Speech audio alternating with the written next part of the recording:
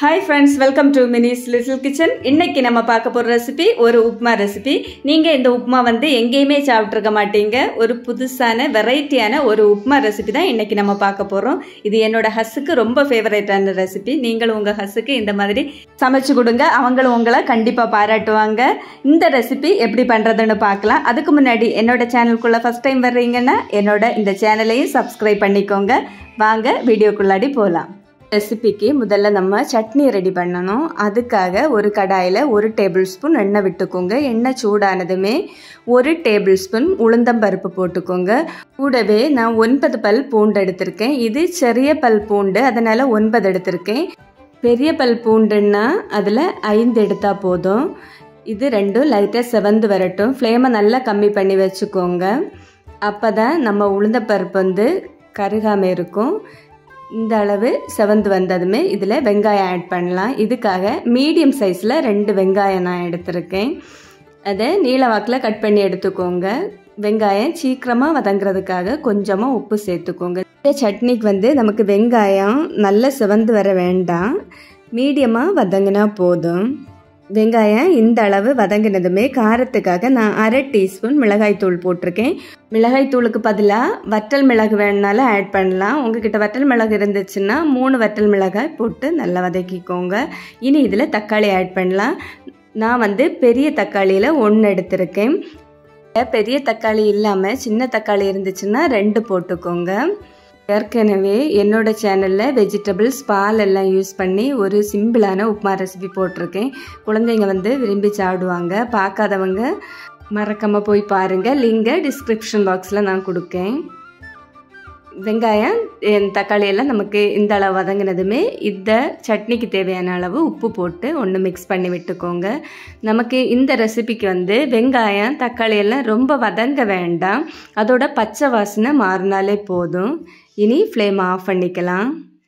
நல்லா சூடாறட்டும். சூடாறினதுமே இதை ஒரு மிக்ஸி ஜாருக்கு மாற்றி பேஸ்ட்டாக அரைச்செடுக்கலாம்.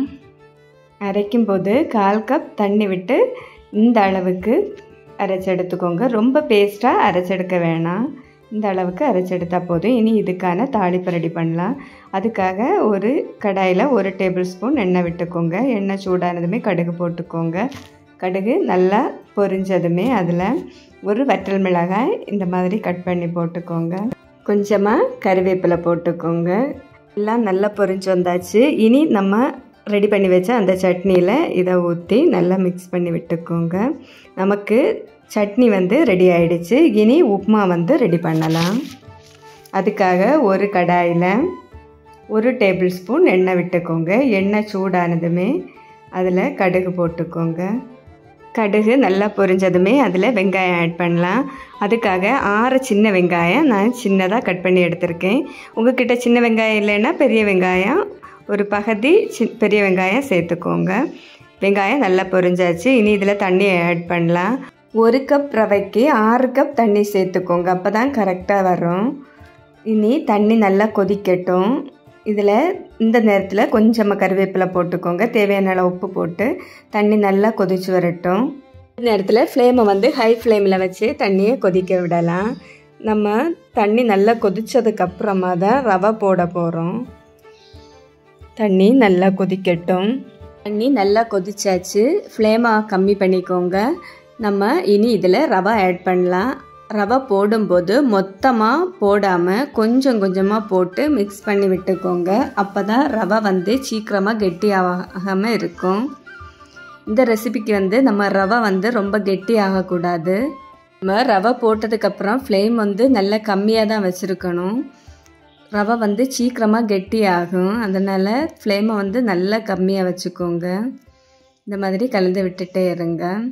ரவை கெட்டியாகும் போல் உங்களுக்கு இருந்ததுன்னா நீங்கள் கொஞ்சமாக சுடு தண்ணி சேர்த்து இதை கிளறி விட்டுக்கோங்க. ரவை நமக்கு வெந்து வரணும், ஆனால் கெட்டியாகக்கூடாது. இந்த ரெசிபிக்கு நமக்கு ரொம்ப டைம் இழுக்காது. வெறும் 5 நிமிஷம் மட்டுமே போதும், ரவை ரெடி ஆகும். உங்களுக்கு இந்த வீடியோ பிடிச்சிருந்தால் மறக்காமல் என்னோட இந்த வீடியோவுக்கு ஒரு லைக்கை போடுங்க. என்னோடய சேனலையும் சப்ஸ்கிரைப் பண்ணிக்கோங்க. கிட்டத்தட்ட 5 நிமிஷம் ஆயாச்சு. பார்த்திங்களா, நம்ம ரவையெல்லாம் நல்லா குறுகி வந்தாச்சு. இந்த அளவு குறுகி வந்தால் போதும். நமக்கு ரொம்ப கெட்டியாகவும் இருக்கக்கூடாது, ரொம்ப தண்ணியாகவும் இருக்கக்கூடாது. இந்த அளவுக்கு குறுகி வந்ததுமே ஃப்ளேமை வந்து ஆஃப் பண்ணிக்கோங்க. இந்த உப்புமா வந்து சூடாக இருக்கும்போதே சாப்பிடணும். அப்போ தான் இதோட டேஸ்ட் வந்து நல்லா இருக்கும். ஆறுனதுக்கு அப்புறமா நீங்கள் சாப்பிட்டீங்கன்னா நாங்கள் சொல்லக்கூடிய அந்த டேஸ்ட் உங்களுக்கு உணர முடியாது.